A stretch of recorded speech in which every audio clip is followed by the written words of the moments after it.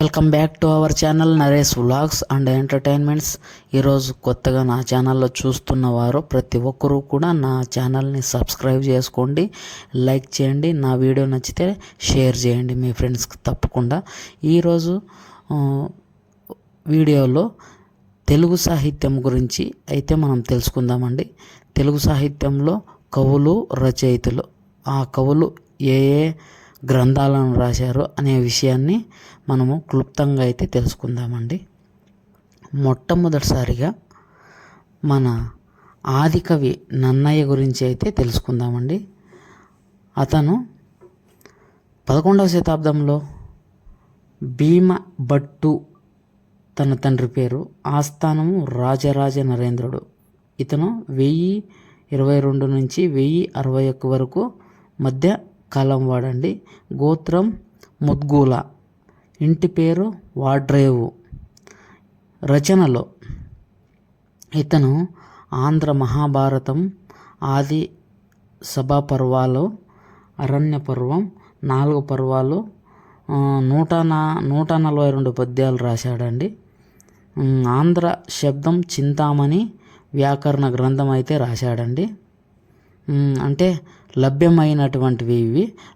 లభ్యం కానటువంటి ఇంద్ర విజయం, చాముండికా విలాసం, లక్షణసారం అంట.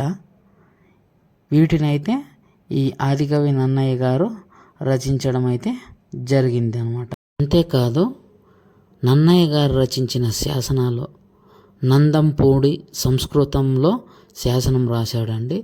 మండ శాసనం అనే శాసనం కూడా నన్నయ్య గారు రాశారు. ఆదికవి నన్నయ్య గారికి బిరుదులు ఉన్నాయి. ఆదికవి, ఆగమ శాసనుడు, శబ్ద శాసనుడు అనే బిరుదులు అయితే కలవండి ఇతనికి. డిఎస్సిలో అడగడం జరిగింది ఆ ప్రశ్న. తప్పకుండా వెరీ వెరీ ఇంపార్టెంట్ అండి. అదొకటి మీరు కొంచెం హైలైట్ చేసుకోండి. అతని రచనా శైలి ఏమి అంటే అక్షర రమ్యత, ఉభయ వాక్ప్రౌఢి, ఆఖ్యాన శైలి. ఈ 3 శైలి అతను తన శైలిలో ఉంటుందన్నమాట. ఓకేనా? ఇంకొకసారి చెప్తున్నాను. అక్షర రమ్యత, ఉభయ వాక్ప్రౌఢి, ఆఖ్యాన శైలి. ఓకేనా? వీటిని బాగా గుర్తుపెట్టుకోండి. సహాధ్యాయి. ఈ సహాధ్యాయి అంటే ఏమి లేదండి, నన్నయ్య గారు ఏవైతే రచనలు రాశాడో ఆ రాసినటువంటి రచనలకు తోడ్పాటు అందించినటువంటి వ్యక్తి నారాయణ భట్టు. అతని పేరు నారాయణ భట్టు. అంటే తను రాసిన రచనల్లో తను కూడా సహాయం చేశాడు అనే విషయాన్ని అయితే, తను రచించినటువంటి రచనలు అయితే ఏ ఉన్నాయో వాటిని ఎవరికి అంకితము ఇచ్చాడనే విషయాన్ని అయితే క్లుప్తంగా తెలుసుకుందామండి. తను రచించినటువంటి ఆంధ్ర మహాభారతము రాజరాజ నరేంద్రుని అతనికి అంకితమైతే ఇవ్వడం జరిగింది. ఓకేనండి, ఇదే వీడియో. ఈ వీడియో మీకు నచ్చినట్లయితే లైక్ చేయండి, షేర్ చేయండి. తప్పకుండా ఇంపార్టెంట్ కాబట్టి కొంచెం చివరి దాకా చూసి మీరు డౌట్ క్లియర్ చేసుకోండి. ఓకేనా?